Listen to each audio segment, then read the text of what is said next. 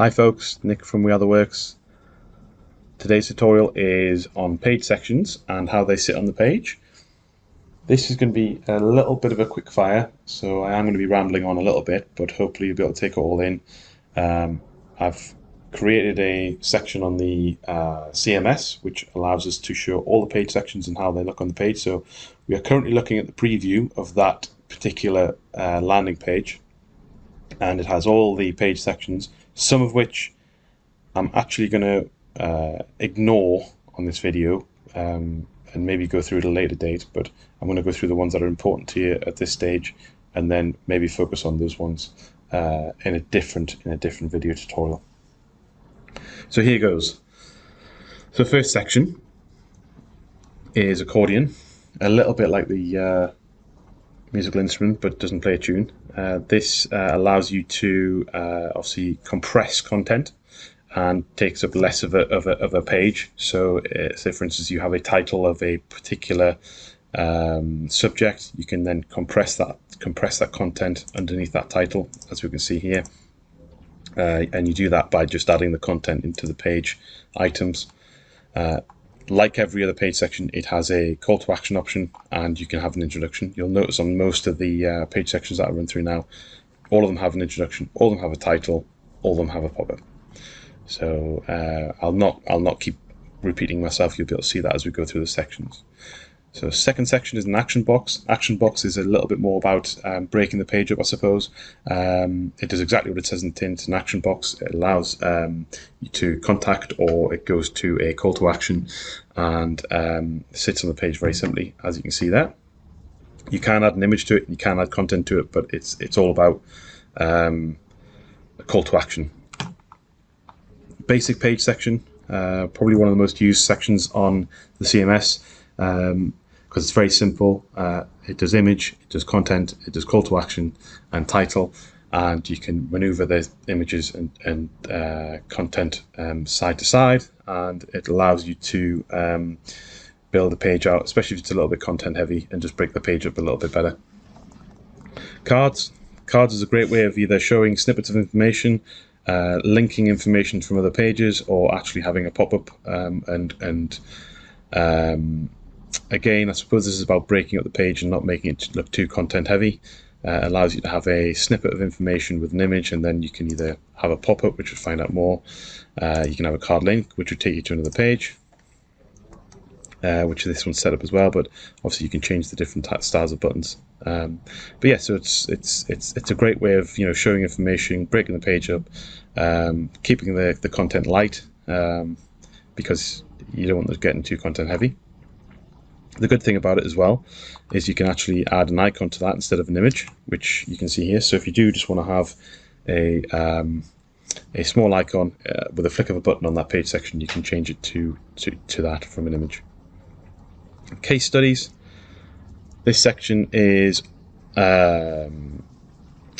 very easy to use. The case studies will already be done. You'll have already produced the case studies, and they will be sitting on the top level of the CMS.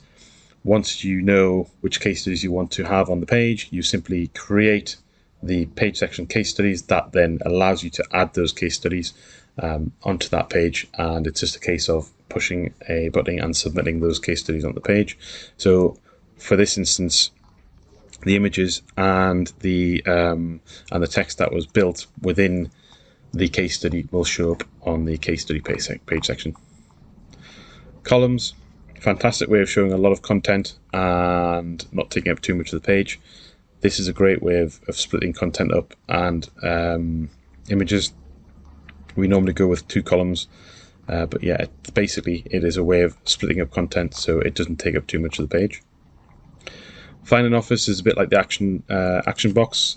This helps break the page up, I suppose, and it also gives you the opportunity to allow your clientele to add a postcode into the page and see where the local office is, hopefully within your region. Form is a great call to action. Generally speaking, you'll have this on the bottom of the page you're creating, or top right hand side. But yeah, call to action again, and a great way of capturing data. Gallery is kept quite simple.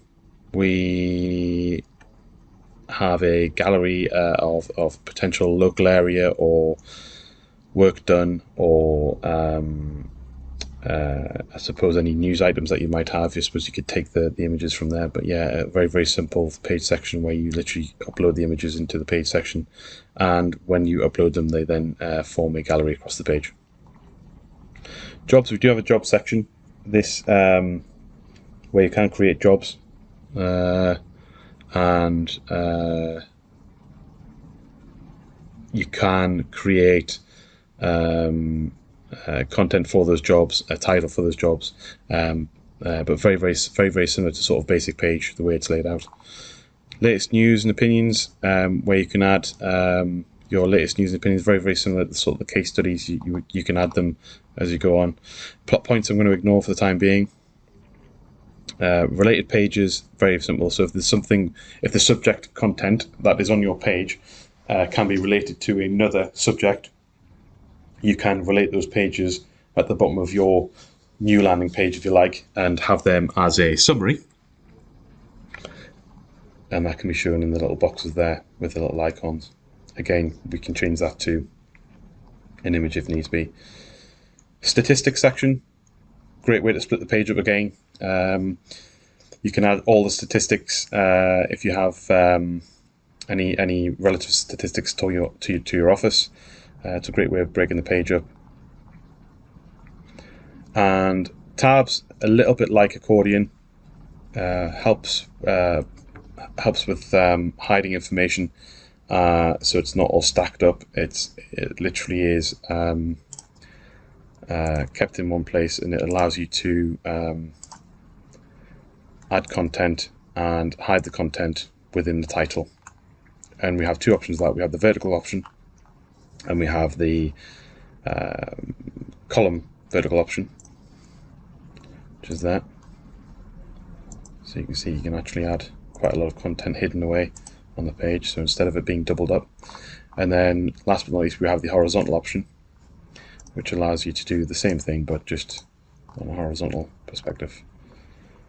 Team members act a little bit like how the case study page sections act. You will literally just add an introduction and then pull your team members in from a higher level of the team member section, and you just add them accordingly. Testimonials, very, very similar. So you would add the testimonials page section and then pull your testimonials from either nested testimonials or the high level testimonials. And again, all these can be added with the page in a little image as well. And single testimonials, slightly different layout to the main testimonials, in the sense that we don't have the images set, but very, very similar section. Timeline's quite a good one if you've got a bit of history with the offices that you're in. It's a way of showing, I suppose, historical milestones within the business, and laying them out across the page. And as you can see, you can use the arrows to move from one side to the other. And that is all the page sections that you will probably use across all your landing pages or sections of your offices, etc.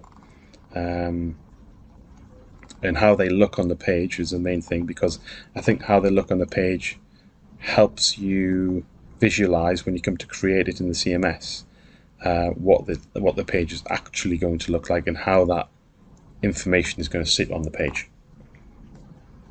I hope this has been helpful. I will probably back this up with a video on the back end of the CMS.